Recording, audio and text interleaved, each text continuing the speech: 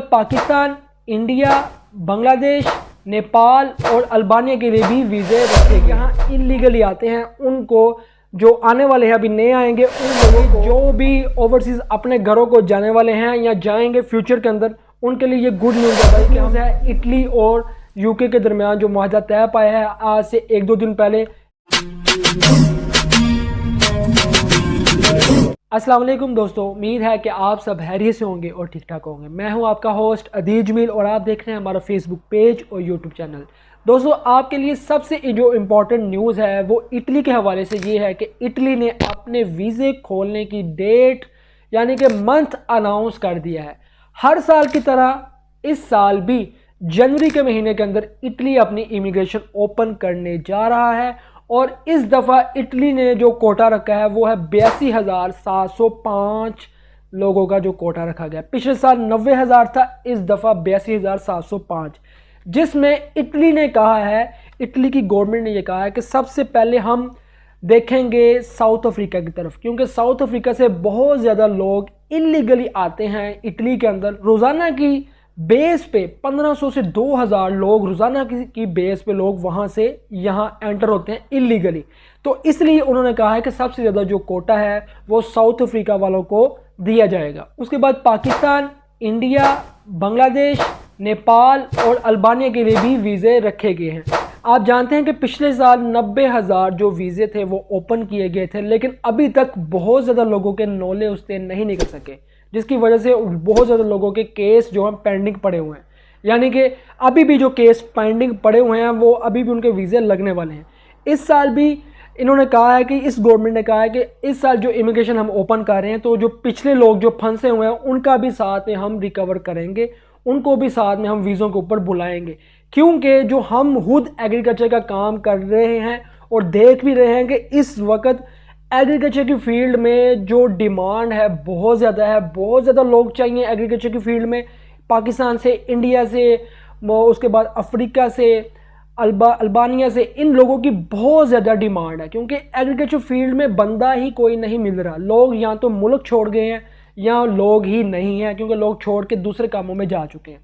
इसलिए वीज़े ओपन हो रहे हैं। मैं अपने पाकिस्तानियों से और इंडियंस जो भी देख रहे हैं उन सब से ये रिक्वेस्ट करता हूं कि आप अपने अपने कंसल्टेंट के साथ राब्ते में रहें, या आपका कोई यहाँ पे डायरेक्ट मालिक के साथ किसी का कांटेक्ट है तो आप उसके साथ भी राब्ता कर सकते हैं। यहाँ पे एक एग्जांपल आप लोगों के लिए कि अभी मैंने जो कुछ अर्सा पहले यहाँ पे वाक़या देखा है कि हमारे घर से ही एक भाई इटालियन के साथ डायरेक्ट काम कर रहे हैं एग्रीकल्चर की फील्ड के अंदर। तो वहाँ पर उस बंदे के पास ऑलमोस्ट सब ही पाकिस्तानी या अफ़गानी काम कर रहे हैं। उस बंदे की अपनी ज़मीन है उस मालिक की, और अपनी ज़मीनों के ऊपर उसके खेत हैं, एग्रीकल्चर का काम है, तरह तरह के काम है। तो वहाँ पे उसने पक्के लोग रखे हुए हैं। अब वहाँ पे जो लोग काम कर रहे हैं उन्होंने कहा कि मैं अपने भाई को बुलाना चाहता हूँ। मैं ये आप लोगों के लिए एग्जाम्पल दे रहा हूँ, इस एग्जाम्पल को गौर से समझ लीजिएगा क्योंकि इसका बहुत फ़ायदा होगा। उस मालिक ने कहा है कि ठीक है, मैं आपके भाई को बुलाऊंगा, लेकिन मेरी कमिटमेंट है, एक शर्त है, वो ये है कि कम से कम 2 साल आपका भाई जब आएगा मेरे पास काम करेगा, देन ही आपका ये मैं वीज़ा निकलवा सकता हूँ। तो उसने डन कर दिया। अब वो उसने उसका भी वीज़ा अप्लाई कर दिया। तो ये सिस्टम है। आप लोगों को बताने का मकसद ये था कि जब कोई भी एग्रीकल्चर की फील्ड में यहाँ पर आता है तो मिनिमम उसको 2 साल तक एग्रीकल्चर का काम करना पड़ता है, देन ही वो अपने डॉक्यूमेंट्स को रीन्यू करवाता है और फिर उसके बाद एज सुन एज जो वो करना चाहे वो कर सकता है। ये था इटली के हवाले से जो इमिग्रेशन ओपन हो रही है जनवरी के महीने के अंदर। तो याद रखें किसी भी वक्त डेट आ सकती है, तो आप अपने आप को प्रिपेयर कर लें। अगर आपका पहले से कॉन्टैक्ट है किसी के साथ और आप उसके साथ राब्ते में हैं तो वो आपका वीज़ा अप्लाई कर दे। जैसे ही as soon as date open होती है, इनके गैजेट के अंदर डेट शाया होती है, तो आप इटली का वर्क सीजनल वीज़ा अप्लाई कर दें। लेना देना इंसान का अपना नसीब है कि अगर आपके नसीब में है तो आप आ जाएंगे। अब बात करेंगे इटली की इलीगल इमिग्रेशन के ऊपर कि इटली की जो न्यू गवर्नमेंट आ चुकी है, इसने पहले से ही कह दिया था कि जैसे ही हमारी गवर्नमेंट आएगी हम इलीगल लोगों को स्टॉप कर देंगे, उनकी असाइलम लेना बंद कर देंगे। अभी तक जो असाइलम का सिस्टम है वो तो चल रहा है अभी तक, लेकिन जो कैंप मिलते थे, जो घर मिलते थे, अब वो उन्होंने काफ़ी हद तक 80% तक क्लोज कर दिए हैं कि अब नए लोगों को ये घर, ये चीज़ें नहीं दी जा रही। वो इतना लंबा लंबा टाइम दे रहे हैं। मैंने ऑलरेडी आपको वीडियोस में भी बताया है, जो दोस्तों ने साथ शेयर किए हैं मेरे साथ वीडियोस, उसमें भी आपने देखा है कि लोगों ने कहा कि हम इटली छोड़ के जा रहे हैं। काफ़ी हद तक जो न्यू लोग आते हैं उनके लिए ये मसले बन रहे हैं। अगर उनका कोई यहाँ पर है, किसी के साथ वो शेयरिंग के ऊपर रह रहे हैं, तो फिर तो उनके लिए कोई प्रॉब्लम नहीं है फिल वक्त। लेकिन इटली ने क्या कहा है ये आप वीडियो भी देख लें, उसके बाद फिर मैं आपको बताता हूँ। In Italia non si entra illegalmente. आपने ये वीडियो का क्लिप देख लिया है जिसमें प्रेसिडेंट ऑफ इटालियन ने ये बात क्लियर कर दी है कि अब हम जितने भी लीगल लोग आएंगे, वर्क परमिट पे आएंगे, उनको लेंगे, उनके साथ अच्छे तरीके के साथ चलेंगे, उनको हर तरह के बेनिफिट देंगे। लेकिन जितने भी इलीगल लोग आएंगे उनको हम एक्सेप्ट नहीं करेंगे, उनको हम अजील नहीं देंगे और उनके लिए मसले बनेंगे। ये इटली की गवर्नमेंट का कहना है।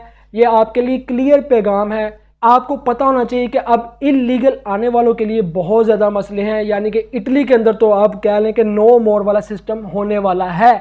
अभी हुआ नहीं है लेकिन होने वाला है कि अब इलीगल लोगों के लिए यहाँ पर दरवाजे जो हैं वो बंद किए जा रहे हैं। इसके साथ साथ मैं आपको इटली की एक और बात बताता जाऊँ कि इटली की गवर्नमेंट मुआहदा कर रही है अफ्रीका के साथ, कि उन्होंने ये मुआहदा करने का अभी सोच लिया हुआ है कि जैसे यूके ने मुआहदा किया है, हम भी मुआहदा करेंगे अफ्रीका के साथ कि जो लोग भी यहाँ इलीगली आते हैं उनको, जो आने वाले हैं अभी नए आएंगे, उन लोगों को अफ्रीका में हम भेजेंगे, वहाँ पर ही इनको रखेंगे, वहाँ पर ही इनके केस चलाए जाएंगे।